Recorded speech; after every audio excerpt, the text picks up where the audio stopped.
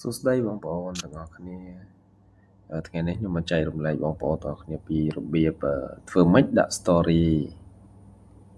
Facebook របស់យើងជាចម្រៀងខ្មែរដោយសារតែឥឡូវនេះមួយរយៈចុងក្រោយនេះ Facebook ក្រុមហ៊ុន Facebook បានបិទចម្រៀងខ្មែរនៅលើ story ហើយយើងអាចដាក់បានទៅចូលក្នុង story ហើយយើងដាក់ចម្រៀងខ្មែរបានទេលុះត្រាតែយើងប្រើ VPN ប៉ុន្តែវិធីសាស្ត្រនេះ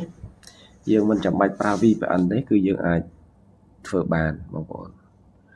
ឡូវកុំឲ្យខាតពេលយូរខ្ញុំចូលទៅធ្វើឲ្យបងប្អូនមើលដើម្បីឆាប់បាន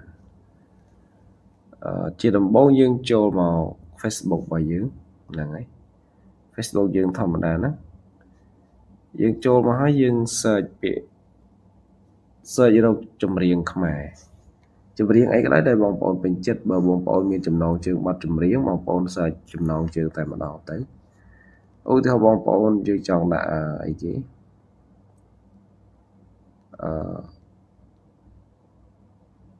ខ្ញុំ search ចម្រៀងខ្មែរខ្ញុំគ្រាន់តែឧទាហរណ៍បងប្អូនណាកុំឲ្យយូរអូខេចម្រៀងខ្មែរពីរោះតើជាយល់សពឬជាការពិតសុខនឹងទុករស់នៅលីងលំ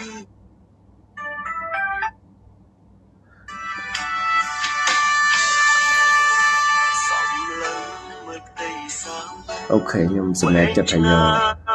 បទផ្ញើចិត្តនឹកនេះបទឆែកប្រយុទ្ធបាទបន្ទាប់មកយើងយកពាក្យយើងចុចសញ្ញា share នេះបងប្អូនចុចសញ្ញា share នេះមកហ្នឹងហើយអូខេនៅពេលដែលចុចហើយបងប្អូនចូលទៅរកពាក្យថា your story នេះបងប្អូននេះ your story នេះអូខេយើងយកពាក្យហ្នឹងមកអូខេបន្ទាប់មកយើងបរួមវា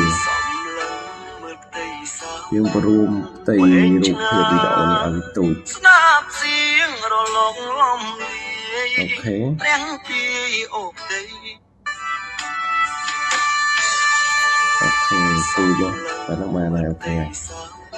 បន្តមកទៀតយើងចុចនេះស្នាបសៀងរលកលំជាសញ្ញា sticker នៅខាងលើនេះព្រះពីអូដីចុចសញ្ញា sticker ហ្នឹងមកនេះយើងឃើញពាក្យអូមិនមែនពាក្យទេវែងឆ្ងាយស្នាបសៀងរលកលំ add photo add your នេះព្រះពីអូដី add your កាមេរ៉ានេះគឺដាក់រូបកាមេរ៉ានេះបងប្អូនចូលមកអូសំទោសមិនមែនចូលហ្នឹងនេះចូលសញ្ញារូបថតនេះបងប្អូនចូលហ្នឹងមកអូខេបងប្អូនរើសរូបណាដែលខ្លួនឯងចង់ដាក់រើសរូបណាដែលខ្លួនយើងចង់ដាក់ឧទាហរណ៍រូបមួយអូថងយករូបនេះណារូបនេះគឺជាថៃនេះអូខេអញ្ចឹងបងប្អូនបរិយាបងប្អូនចង់ដាក់រូបច្រើនបងប្អូនដាក់តាមតម្រូវការបងប្អូនណាអូខេឃើញអត់ខ្ញុំបរិយាណាចិត្តទេអូខេរូបនេះទៅជា story មួយអូខេអញ្ចឹងគឺខ្ញុំអាចចុច share បានហើយ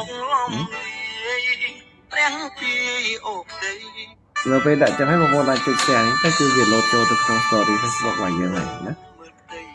តែប៉ុណ្្នឹងទេខ្ញុំអត់ share ទេដោយសារខ្ញុំគ្រាន់តែឧទាហរណ៍ខ្ញុំអត់ចង់ដាក់ story ទេ